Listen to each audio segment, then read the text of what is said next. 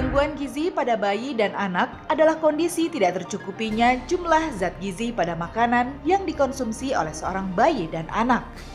Ada beberapa hal yang sering menjadi penyebab gangguan gizi, baik secara langsung maupun tidak langsung, dan bila hal tersebut dibiarkan terus-menerus, maka akan menyebabkan infeksi pada bayi dan anak. Antara kecukupan gizi dan penyakit infeksi, terdapat hubungan sebab akibat yang timbal baliknya sangatlah erat. Gizi buruk pada seorang bayi dan anak menyebabkan mudahnya terjadi infeksi karena daya tahan tubuh yang menurun. Gizi buruk itu bahasa Inggrisnya malnutrisi. Jadi adalah kalau asupan makanannya ya bentuk karbohidrat atau yang kecil-kecilnya tidak sesuai dengan kebutuhan tubuh. Sebetulnya kan ini malnutrisi ini nggak harus yang kurus kering gitu loh. Malnutrisi juga bisa yang gemuk. Jadi penyebabnya adalah asupan gizi yang tidak sesuai dengan kebutuhannya. Bisa berlebih, bisa kurang. Nah, ini sebetulnya dua-duanya ini rentan infeksi loh. Baik yang terlalu banyak maupun yang terlalu dikit. Yang terlalu dikit kok rentan infeksi biasanya pernapasan. Kadang-kadang mencret, ya. Gizi buruknya yang kurang, ya. Ya karena kan kita tahu kita butuh untuk mekanisme pertahanan tubuh, kita butuh protein.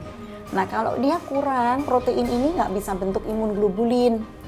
Nah imunoglobulin ini tentara deh, pasukan pertahanan badan, pasukan pertahanan nasional. Kalau itu nggak kebentuk, otomatis dia akan gampang sekali sakit kan.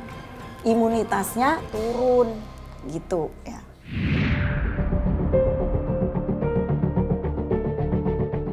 Di Indonesia, cukup banyak ditemukan bayi dan anak dengan gizi buruk. Seperti kasus yang menimpa Aida, bocah kecil berusia 16 bulan dari Kediri.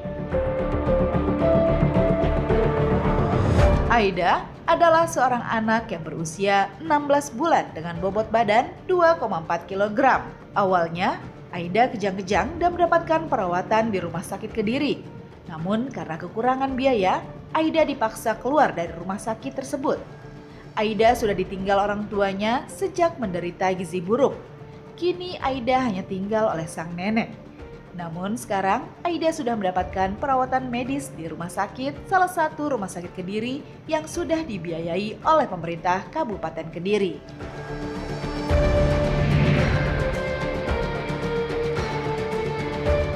Gizi buruk terjadi ketika tubuh tidak mendapatkan nutrisi yang cukup, baik karena asupan yang kurang atau karena gangguan penyerapan zat nutrisi dalam tubuh. Penyebab paling umum dari kekurangan gizi pada anak-anak adalah kondisi kesehatannya pada jangka panjang yang menyebabkan kurangnya nafsu makan dan mengganggu proses normal pencernaan.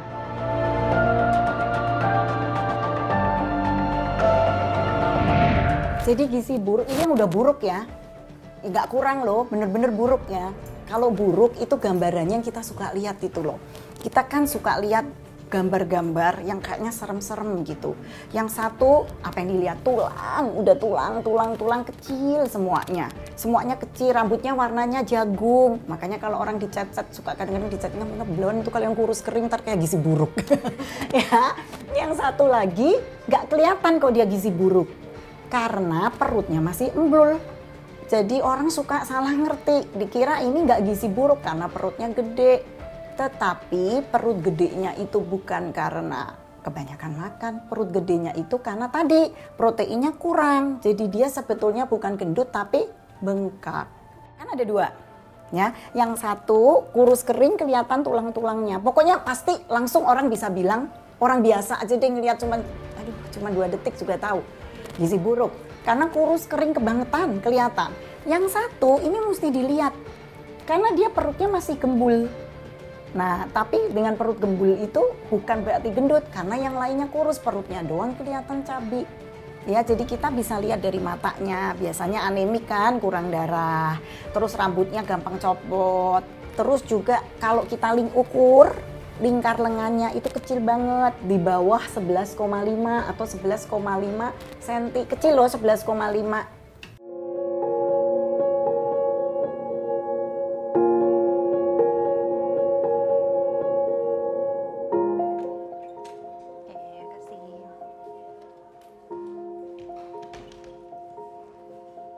Di Indonesia setiap tahunnya, jumlah orang dengan kekurangan gizi terus meningkat.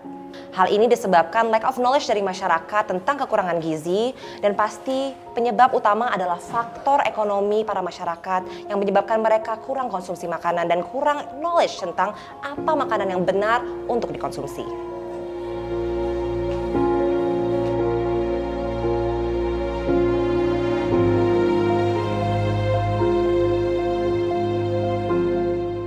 Mitos yang takut makan ikan tuh aku pernah denger itu karena pasien suka nanya. Jadi gini loh, katanya kok lagi hamil sama lagi nyusui tuh nggak boleh makan ikan. Mungkin gini ya, mungkin ikan ini kan memang, tapi ini mitos, artinya udah dari zaman dulu. Mungkin ini faktor alergi.